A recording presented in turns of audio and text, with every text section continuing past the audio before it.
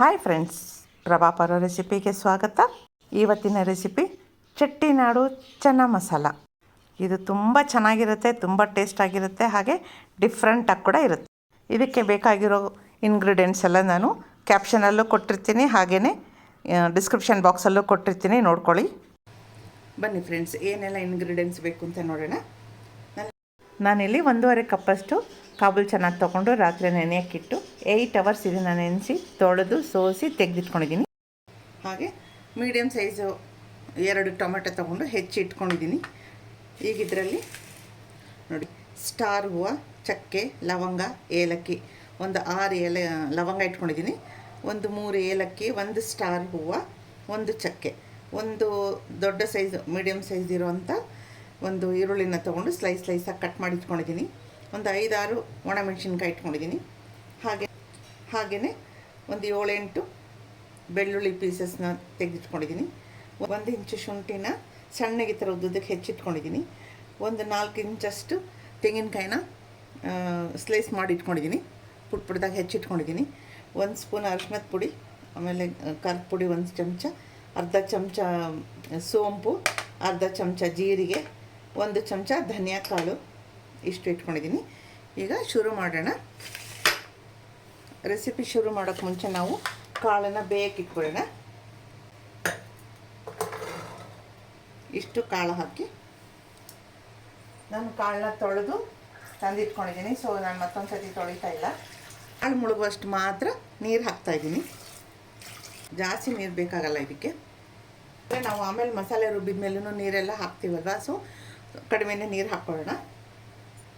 ಕಾಳಿಗೆ ಆಗೋಷ್ಟು ಉಪ್ಪನ್ನ ಹಾಕ್ಕೊಳ್ತಾ ಇದ್ದೀನಿ. ಈಗ ಇದಕ್ಕೆ ಮುಚ್ಚಳ ಮುಚ್ಚಿ 3 ವಿಜಲ್ ಕೊಡ್ತೀನಿ. ಸ್ಟವ್ ಮೇಲೆ ಒಂದು ಪ್ಯಾನ್ ಇಟ್ಟಿದ್ದೀನಿ. ಫ್ಲೇಮು ಮೀಡಿಯಮ್ಗಿಂತ ಸ್ವಲ್ಪ ಜಾಸ್ತಿ ಇರಲಿ, ಹೈಗಿಂತ ಸ್ವಲ್ಪ ಕಡಿಮೆ ಇರಲಿ. ಇದಕ್ಕೆ 2 ಸ್ಪೂನಷ್ಟು ಎಣ್ಣೆ ಹಾಕ್ತಾಯಿದ್ದೀನಿ. ಇದನ್ನು ಸ್ವಲ್ಪ ಸ್ಪ್ರೆಡ್ ಮಾಡ್ಕೊಳ್ಳೋಣ. ಹೀಗೆ ಮೊದಲಿಗೆ ನಾನು ಒಣಮೆಣಸಿನ್ಕಾಯಿ ಹಾಕ್ಕೊಳ್ತಾ ಇದ್ದೀನಿ. ನಾನು ಇದರಲ್ಲಿ ತೆಕ್ಕೊಂಡ್ಬಿಡ್ತೀನಿ ಮಿಕ್ಸಿಗೆ, ಯಾಕಂದರೆ ಘಾಟ್ ಬರೋಕ್ಕೆ ಶುರು ಆಗ್ಬಿಡುತ್ತೆ. ಅದಕ್ಕೆ ಇದಕ್ಕೆ ಸ್ವಲ್ಪ ಎಣ್ಣೆ ಮುಂದೆನೇ ಹಾಕ್ಕೊಂಡಿದ್ದೀನಿ. ನಾನು ಒಂದೊಂದಾಗಿ ಎಲ್ಲ ಐಟಮ್ಸ್ ಹಾಕ್ಕೊಂಡ್ಬಿಡ್ತೀನಿ. ಫ್ಲೇಮ್ನ ಮೀಡಿಯಮಲ್ಲಿ ಇಟ್ಕೊಳ್ತೀನಿ. ಜೀರಿಗೆ, ಹಾಗೆಯೇ ಸೋಂಪು ಕಾಳು, ಹಾಗೆ ಇದನ್ನು ಹಾಕ್ಕೊಂಡ್ಬಿಡ್ತೀನಿ. ಚಕ್ಕೆ, ಲವಂಗ ಮತ್ತು ಏಲಕ್ಕಿ, ಹಾಗೆಯೇ ಸ್ಟಾರ್ ಹೂವು. ಈಗ ಫ್ಲೇಮ್ನ ಫುಲ್ ಲೋ ಮಾಡ್ಕೊಂಬಿಡೋಣ. ಇದೆಲ್ಲ ಚೆನ್ನಾಗಿ ಒಳ್ಳೆ ಘಮ ಬರೋವರೆಗೂ ಹುರ್ಕೋಬೇಕು. ಮಸಾಲೆ ಬಣ್ಣ ಎಲ್ಲ ಚೇಂಜ್ ಆಗೋವರೆಗೂ ಈ ಥರ ಕೈ ಆಡ್ತಾನೇ ಇರಬೇಕು. ಅಂದರೆ ಆಯಿಲ್ ಕಡಿಮೆ ಹಾಕ್ಕೊಂಡು ಮಾಡ್ಬೋದು. ನಾನು ಒಂದು ಸತಿ ಆಯಿಲ್ ಕಡಿಮೆ ಹಾಕ್ಕೊಂಡು ಮಾಡಿದ್ದೆ, ಅಷ್ಟು ಟೇಸ್ಟ್ ಅನ್ನಿಸ್ಲಿಲ್ಲ, ಅದಕ್ಕೆ ಹಾಗೆ ಹಾಕಿದ್ದೀನಿ. ಈಗ ಇದು ರೆಡಿಯಾಗಿದೆ. ಈರುಳ್ಳಿ ಹಾಕ್ತಾಯಿದ್ದೀನಿ. ಅದ್ರ ಜೊತೆಗೇ ತೆಂಗಿನಕಾಯಿನೂ ಹಾಕ್ಕೊಂಡ್ಬಿಡ್ತೀನಿ. ಈರುಳ್ಳಿ ಕಲರ್ ಚೇಂಜ್ ಆಗೋವರೆಗೂ ಈ ಥರ ಹುರಿತಾ ಇರಬೇಕು. ಹಾಗೆ ಈರುಳ್ಳಿ ಮೆತ್ತಗೂ ಕೂಡ ಆಗಬೇಕು. ಈ ತೆಂಗಿನಕಾಯಿನ ಈ ಥರ ಎಣ್ಣೆನಲ್ಲಿ ಹುರಿಯೋದ್ರಿಂದ ಒಂಥರ ಒಣಗಿದ ಕೊಬ್ಬರಿ ಥರ ಸ್ಮೆಲ್ ಬರುತ್ತೆ. ಅದೇ ಟೇಸ್ಟ್ ಕೊಡೋದು. ಅದೇ ಚೆಟ್ಟಿನಾಡು ಮಸಾಲದು ಸ್ಪೆಷಲ್ಲು. ಈಗ ಮಸಾಲೆಗೆ ಬೇಕಿದ್ರೆ ನೀವು ಒಣಗಿದ ಕೊಬ್ಬರಿ ಹಾಕಿದರೂ ಕೂಡ ಸಖತ್ತಾಗಿರುತ್ತೆ, ತುಂಬ ಚೆನ್ನಾಗಿ ಸ್ಮೆಲ್ ಬರುತ್ತೆ.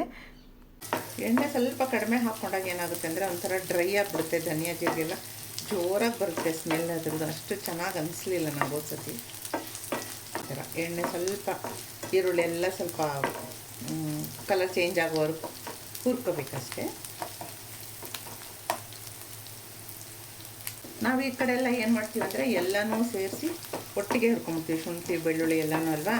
ಆದರೆ ಈ ಮಸಾಲೆಯಲ್ಲಿ ನಾವು ಶುಂಠಿನ ಬೆಳ್ಳುಳ್ಳಿನ ಹಸಿಯಾಗಿ ಹುರ್ಕೋತೀವಿ. ಈಗೇನು ಮಾಡೋಣ, ಇದನ್ನೆಲ್ಲ ಈ ಥರ ಆಯಿಲ್ನ ಪಕ್ಕಕ್ಕೆ ಇಟ್ಕೊಂಬಿಡೋಣ. ಇದೇ ಆಯಿಲ್ನಲ್ಲಿ ನಾವು ಒಗ್ಗರಣೆ ಮಾಡ್ತೀವಿ ಸಾರಿಗೆ. ನೋಡ್ತಾ ಇದ್ದೀರಲ್ವ ಫ್ರೆಂಡ್ಸ್, ಈ ಥರ ಮಾಡಿದಾಗ ಎಣ್ಣೆ ಎಲ್ಲ ಹೊರಗೆ ಬಂದುಬಿಡುತ್ತೆ. ಅದೇ ಎಣ್ಣೆನಲ್ಲಿನೇ ನಾವು ಮತ್ತೆ ಫ್ರೈ ಮಾಡ್ಕೊಳ್ತೀವಿ ಇದನ್ನು ಮಸಾಲೆನ. ಈಗ ಈ ಮಸಾಲೆನೆಲ್ಲ ನಾನು ಮಿಕ್ಸಿ ಜಾರ್ಗೆ ಟ್ರಾನ್ಸ್ಫರ್ ಮಾಡ್ಕೊಂಡ್ಬಿಡ್ತೀನಿ. ಇದಕ್ಕೆ ತೊಗೊಂಡಿದ್ದೀನಿ. ಇದಕ್ಕೆ ಇವಾಗ ಬಿಡಿಸ್ಕೊಂಡಿದ್ದ ಬೆಳ್ಳುಳ್ಳಿನ ಹಾಕ್ತಾಯಿದ್ದೀನಿ, ಶುಂಠಿ ಹಾಕ್ತಾಯಿದ್ದೀನಿ. ಇದು 3 ವಿಷಲ್ ಆಗಿದೆ, ಸೊ ಅದನ್ನು ಸ್ವಿಚ್ ಆಫ್ ಮಾಡಿದ್ದೀನಿ. ಕುಕ್ಕರ್ ವಿಷಲ್ ಬಿಡೋ ಅಷ್ಟೊತ್ತಿಗೆ ಮಸಾಲೆ ಗ್ರೈಂಡ್ ಮಾಡ್ಕೊಂಬಿಡೋಣ. ಇದು ತಣ್ಣಗಾಗಿದೆ. ಇದು ಒಂದು ಬರ್ತೀನಿ ಅಷ್ಟು ಸ್ವಲ್ಪ ಡ್ರೈ ಆಗಿ ರುಬ್ಬಿದ್ದೀನಿ. ಈಗ ಇದಕ್ಕೆ ಸ್ವಲ್ಪ ನೀರು ಹಾಕ್ಕೊಳ್ತಾ ಇದ್ದೀನಿ. ಸ್ವಲ್ಪ 1-2 ಸ್ಪೂನಷ್ಟು ನೀರು ಹಾಕ್ಕೊಳ್ಳೋಣ.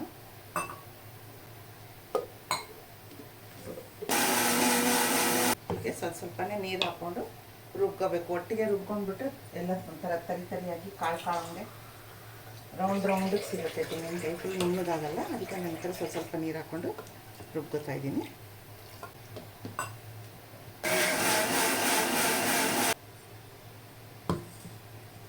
ನೋಡಿ ಇದಾಗಿದೆ. ಈಗ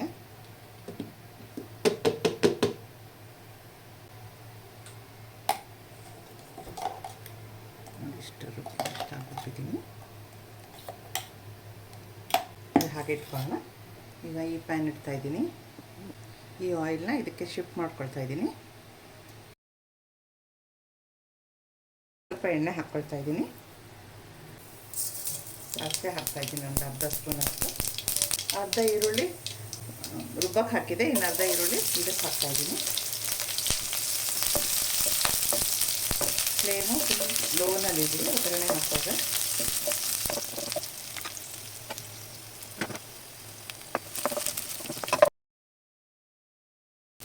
ಸ್ವಲ್ಪ ಕರಿಬೇವು ಸೊಪ್ಪು ಹಾಕೋಣ.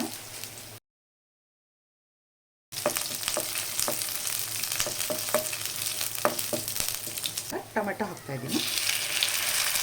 ಫ್ಲೇಮ್ನ ಹೈ ಮಾಡ್ಕೊಳ್ಳೋಣ.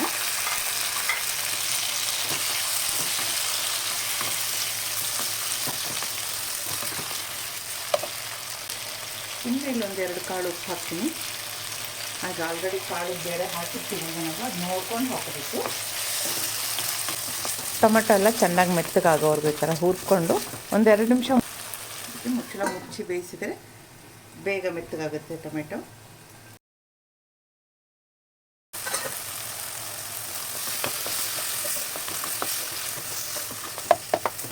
ಮತ್ತು ಇನ್ನೊಂದು ನಿಮಿಷ ಮುಚ್ಚಳ ಮುಚ್ಚಿಟ್ಟಿದ್ದೆ.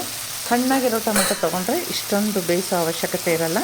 ಇದು ಸ್ವಲ್ಪ ಗಟ್ಟಿಯಾಗಿತ್ತು ಟೊಮೆಟೊ, ಅದರಿಂದ ಇನ್ನೊಂದು ಸ್ವಲ್ಪ ಜಾಸ್ತಿ ಬೇಯಿಸ್ಬೇಕಾಯ್ತು. ಈಗ ಮಸಾಲೆ ರುಬ್ಬಿದ್ದಲ್ಲ ಅದನ್ನೆಲ್ಲ ಇದಕ್ಕೆ ಹಾಕ್ಕೊಳ್ತಾ ಇದ್ದೀನಿ.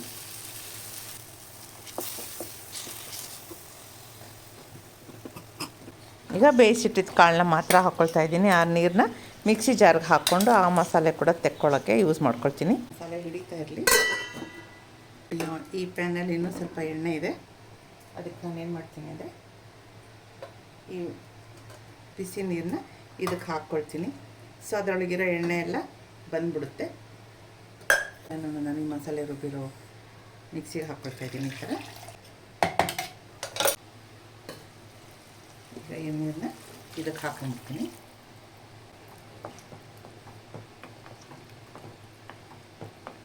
ಇದಕ್ಕೆ ಒಂದು ಅರ್ಧ ಸ್ಪೂನ್ ಸಕ್ಕರೆ ಹಾಕ್ತೀನಿ. ಈಗ ಸ್ವಲ್ಪ ಕೊತ್ತಂಬರಿ ಸೊಪ್ಪು ಹಾಕಿ ಗಾರ್ನಿಷ್ ಮಾಡಿಬಿಡೋಣ. ನೋಡಿದ್ರಲ್ಲ ಫ್ರೆಂಡ್ಸ್, ಚೆಟ್ಟಿನಾಡು ಚೆನ್ನ ಮಸಾಲ ಹೇಗೆ ಬಂದಿದೆ ಅಂತ. ಮನೆಲ್ಲ ಘಮ ಘಮ ಅಂತ ಇದೆ. ಎಷ್ಟು ಟೇಸ್ಟ್ ಆಗಿದೆ ಅಂದರೆ ಅಷ್ಟು ಚೆನ್ನಾಗಿದೆ, ಡೆಲೀಷಿಯಸ್ ಆಗಿದೆ. ಈ ರೆಸಿಪಿ ನಿಮಗೂ ಇಷ್ಟ ಆಗಿದೆ ಅಂದ್ಕೊಳ್ತೀನಿ. ನೀವು ಮನೇಲಿ ಟ್ರೈ ಮಾಡಿ, ಹಾಗೆ ಹೇಗೆ ಬಂತು ಅಂತ ಹೇಳೋದನ್ನು ಮಾತ್ರ ಮರಿಬೇಡಿ.